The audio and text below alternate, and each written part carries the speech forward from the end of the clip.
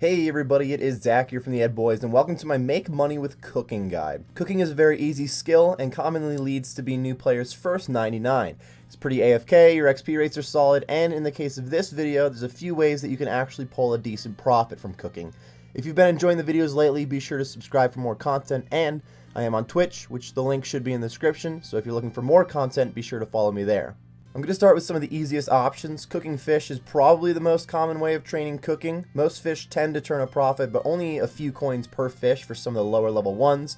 Once you get to higher level fish, then we get some that turn out to be a pretty decent profit, starting with sharks. They do require 80 cooking to cook, but right at 80 you're going to be burning a decent chunk of them, which is not very good.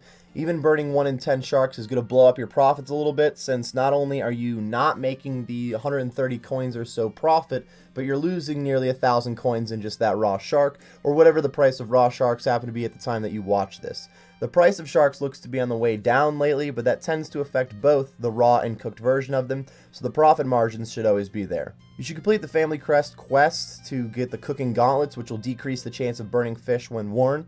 If you get 100% favor in the Hostitius house, you can use the Hostitius range, which also decreases your burn rate. If you've completed the Elite Core End Diaries, it does double the effect of that Hostitius range, which is very beneficial for not burning any fish. You could stop burning sharks with cooking as low as 84, but it would be 89 cooking if you didn't have the Elite Diary, but you were still using the cooking gauntlets and that Hostitius kitchen. If you were not burning any fish, you can cook up to about 1,350 fish an hour, which is currently going to be about 175k GP an hour. Not that great, but for being so AFK and so effortless, it's really not a bad start for this list. Some other fish options that are worth checking the price first include monkfish, dark crabs, and anglerfish. Monkfish stop burning as low as 82 fishing with those Elite Diaries and cooking gauntlets, which is slightly lower than sharks, but they can often reach around 100 coin profits per fish, which is really not too bad. Anglerfish can stop burning at 93 cooking or 88 with those Elite Diaries. They're not traded as often as sharks, though they're still pretty commonly traded, and often items that don't get traded quite as often, you can find a little bit better profit margin if you're being patient when you sell. Either way, these really aren't bad for coins. Lastly, with dark crabs, since they aren't affected by cooking gauntlets, you're going to want that cooking cape to not burn any of them.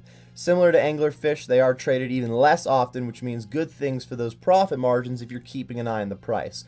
The wiki does have a really good page with information about the burn rates of fish, which I have left in the description below. Like I mentioned at the beginning, basically all fish tend to make a profit, but usually only a handful of them will make a decent profit. And in general, you probably aren't looking to get rich off of cooking fish. The last fish cooking that I would like to talk about is caramboins. Caramboins can be cooked like normal fish for a decent profit. At the time of this video, there's actually 160 coin profit per fish, which would be like 216k GP an hour for just cooking them AFK style. If you're really looking to crank out some caramboins though, you can cook each fish manually, constantly clicking back from the fish to the range, and there really isn't a delay between fish. You can do one fish every tick. This is obviously very click intensive, being 2 clicks per fish, but it's not insanely difficult either. It helps to turn your display settings to expand and then shrink down your game screen so you don't have to move your mouse very far, and then you can just hold down your 2 key and click back and forth. You're going to get the timing down pretty quickly. It's not very difficult, and if you're really good at this, it is physically possible to do just under a mil XP an hour, but a mil XP an hour is basically being tick perfect. 800k XP an hour might be a little bit more obtainable for the masses. That's about 4,200 caramboins per hour, which would be around 650k GP an hour. You do want to make sure that you're using a range that is right next to a bank, this way you don't have to run back and forth. A popular option would be the Rogue's Den, but there's also a really good range located in the Myths Guild for anybody who's completed Dragon Slayer 2. If you're not using the Hostitius kitchen, you are going to burn some prior to 99 cooking, unfortunately, but the 650k GP an hour for 800k XP an hour is some of the best rates we're going to see here. And even if you're burning a couple of them because you're going through so many an hour, you don't need 99 to be able to make a good profit out of this by any means. That's just going to be your most efficient profit. You can also do a mix of AFK and 1-tick caramboins if you don't like trying to get that full hour in. It is very easy to just let your character automatically cook them for a minute and then go back to 1-tick cooking whenever you're ready. This is beneficial for the AFK factor, since switching over to the AFK route doesn't completely stop your gains in any way. It just really slows you down compared to 1-tick cooking. For many other click-intensive methods like cleaning herbs, if you were to stop clicking for a second, the GP just completely stops. This method reminds me of 3-tick fishing, where you could just regular fish for a moment if you're still getting tired of it, and you're still actually making gains. Honestly, in general, this method is just a pain in the ass to do for a long period of time, so I myself am not a huge fan of it. As you can see, I'm also not very good at it in general, but it does have the best potential for a cooking method in this game if you manage to go pretty hard on it, so it is a good method. The next few methods I'm kind of putting under this umbrella of basically fletching. If we're talking about stringing bows, it's very similar to making potions or crafting battle stabs. You only need 2 ingredients at a time, and there's a small bit of AFK time while you're actually making the next foods, and we're going to start with pineapple pizza. Pineapple on a pizza might be a controversial topic for real-life food, but pineapple pizza in-game is a very good option since you can eat it in 2 halves.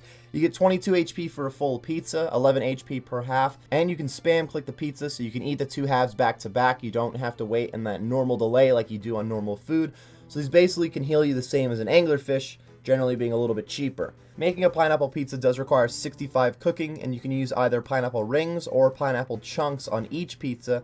And currently pineapple rings are a lot cheaper, though it's always worth checking that price before you buy things to make money. You can easily keep up about 2.2k pizzas an hour, which is right around 100k cooking XP. There's currently a profit margin of 287 coins per pizza, which would be 631k profit an hour at the moment, and that's not really that bad for cooking. Once you get attached pineapple to pizza, it is a 100% success rate. There's no such thing as burning the pizza at this point, which is kind of nice. You do have to be careful not to eat some pieces of the pizza or your pineapple rings, but other than that, it is a pretty chill and simple moneymaker with solid benefits. Making tuna potatoes can provide a pretty solid profit margin since they're not really traded that often. This usually means for longer buying and selling periods. You need 68 cooking to make these, and you just need to use tuna and corn on potato with butter. It's mostly slow buying that tuna and corn though, since not a lot of players are making them, so I would just go ahead and buy the sweet corn separately from tuna and add in that extra step. So this means that I'm using a tuna on sweet corn to make tuna and sweet corn, which does require you to have a knife in your inventory. Then I'm using the tuna and sweet corn on potatoes with butter just to finish up the process. This is an added ingredient, but you don't need to do all of them at once. You could make 13 tuna and sweet corn per inventory, then go ahead and grab 13 potatoes, or you could just make a bunch of tuna and sweet corn, then a bunch of the final step. It really doesn't matter exactly. You just want to make sure that you don't do all 3 ingredients per inventory. That's not only going to lose you a little bit of AFK time, but you're going to be adding more banking time in the long run, which is not going to help out with your speed. You don't need a ton of money to get started with this method, and it's very possible to make 1,000 an hour if you're starting with tuna, sweet corn, and potatoes with butter. At the moment, you've got a profit margin of just over 600 coins a piece, which is a little over 600k an hour profit, which is where pineapple pizzas and carambolans both kind of landed. Sometimes when I mention that you can buy and sell overnight, or at least over a longer period of time to increase profit, that really drives some people away from the moneymaker. And first of all, if that is the case, you could always just choose a different moneymaker from either this list or any of the other money-making guides that I've already made. If you do take some time to try to increase profit margins by being a little patient when you buy, then you can make some solid cash here though. Plus, if more people are choosing other methods, then the supplies are hopefully going to be easier for you to buy. With less competition, everybody who's selling the supplies is basically selling them to you. And then again, you'd be the only one selling potatoes too if everybody chose a different method. So less competition tends to mean more profit. Lastly, I've got the raw summer pies, which will add even another ingredient from the last one, putting us at 4.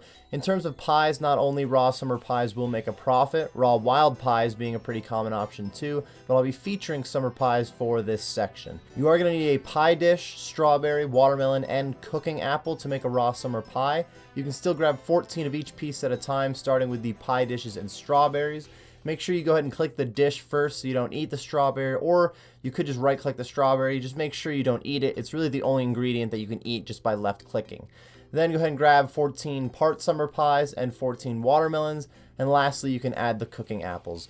You could do this 14 pies at a time, or you could just do a bunch of each section at a time. It really doesn't matter.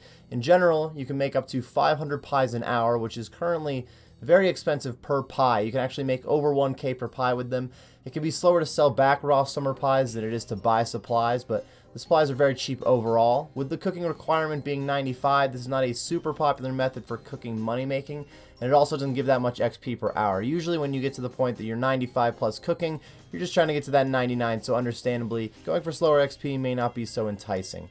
Summer pies do have a decent demand for them in general, and there's not a lot of them coming into the game through the power of PVM, plus the baked pie spell is not a terrible way to get some magic XP and some cooking XP, so it adds a little bit more demand for raw pies, so these could add up in the long run for anybody who's looking to make some cash. I believe that is everything that I wanted to talk about when it comes to making money with cooking, everybody. If you still have any questions or any tips about making money with cooking of your own, be sure to leave those in the comments section below, and I can get back to you as soon as possible.